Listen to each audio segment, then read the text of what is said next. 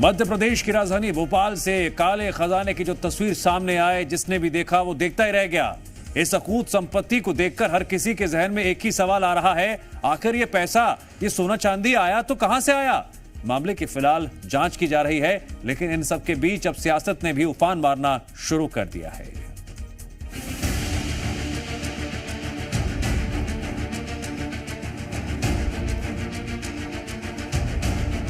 परिवहन विभाग का एक पूर्व कांस्टेबल क्या करोड़ों अरबों की संपत्ति जुटा सकता है?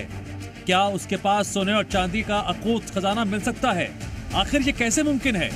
क्योंकि आरटीओ के एक आरक्षक की सैलरी कितनी होगी? ज्यादा से ज्यादा 50-60 हजार।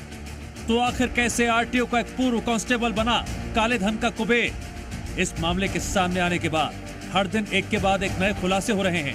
सौरभ शर्मा केस में अब डायरी की भी एंट्री हो गई है।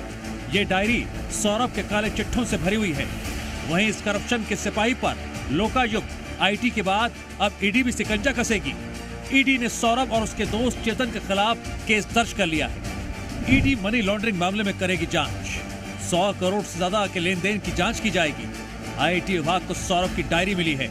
डायरी में 52 जिलों के आरटीओ के नंबर हैं।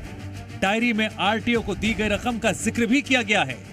किसे कितनी रकम मिली, इसका भी जिक्र पूरी तरह से किया गया है। एक तरफ मामले में हर दिन नए खुलासे हो रहे हैं, दूसरी ओर अब इस पर आरोपों की झड़ी शुरू हो गई है। कांग्रेस ने इस पूरे मुद्दे पर बीजेपी को घेरना शुरू कर दिया है। पूर्व मुख्यमंत्री दिग्विजय सिंह ने मामले में सरकार को घेरते हुए कई बड़े सवाल खड़े कर दिए हैं।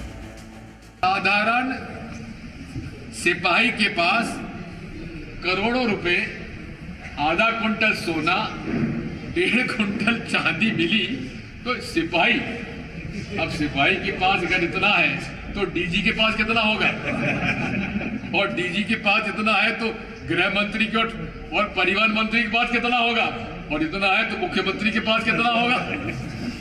दिग्विजय सिंह ने पूरे मामले पर बात करते हुए मंत्री गोविंद सिंह राजपूत पर भी आरोप लगाए, जिस पर जब उनसे सवाल पूछा गया तो उनका कहना है उनका इस पूरे मामले से कुछ लेना देना नहीं है।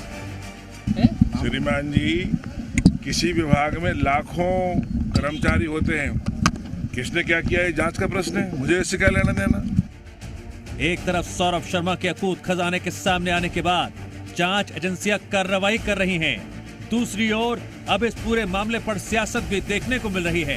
सवाल ये, क्या वाकई इस मामले में कोई नेता भी शामिल है जिसका सौरभ शर्मा को संरक्षण मिला? ब्यूरो रिपोर्ट, जी मीडिया।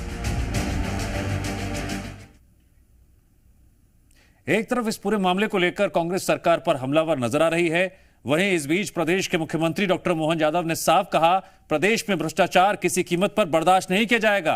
प्रदेश बीजेपी अध्यक्ष वीडी शर्मा ने कांग्रेस के आरोपों पर जवाब देते हुए कहा, मामले की जांच एजेंसियां कर रही हैं, जिस पर कुछ भी ये भी बोलना सही नहीं होगा।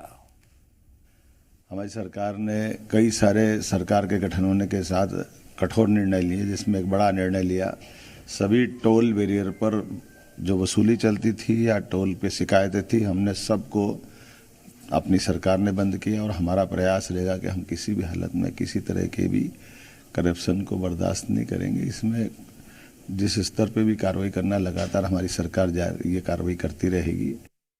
और इस प्रकार के करप्शन के खिलाफ काम करने वाली जो हमारी संस्थाएं हैं, वो ऐसी चीजें तो करती हैं, वो कहां से है, क्या है, मैंने कहा ना, इसके बारे में सारी चीज तो जब सामने आएगी, वो रिपोर्ट जब प्रस्तुत करेंगे तब ध्यान में आएगा कि ये कौन है, कहां का है, कैसे है। इसके बारे में आज हम कुछ नहीं कह सकते और हमारा कहना भी ठीक नहीं होगा।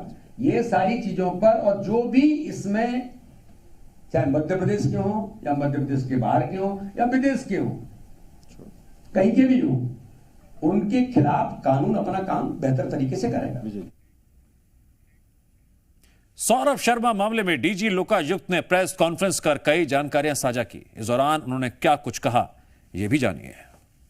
सुबह 7 बजे से कार्रवाई हुई 19 तारीख को, और ये 20 तारीख के सुबह लगभग 5-6 बजे तक चलती रही, जिसमें कि बहुत सारे डॉक्यूमेंट जब्त हुए, कैश बरामद हुए, सोने चांदी के जेवरात और महंगे घड़ियां वगैरह जब्त हुई, जिसका कि कुल मसरूका 7,98,000 लगभग 7 करोड़ 98 लाख था, जो कि लगभग 8 करोड़ का मसरूका मान सकते हैं।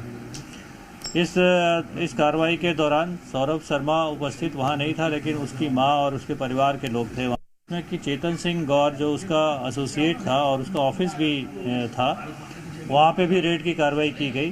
दोनों मिला के ये मसरूका जब्त हुआ है।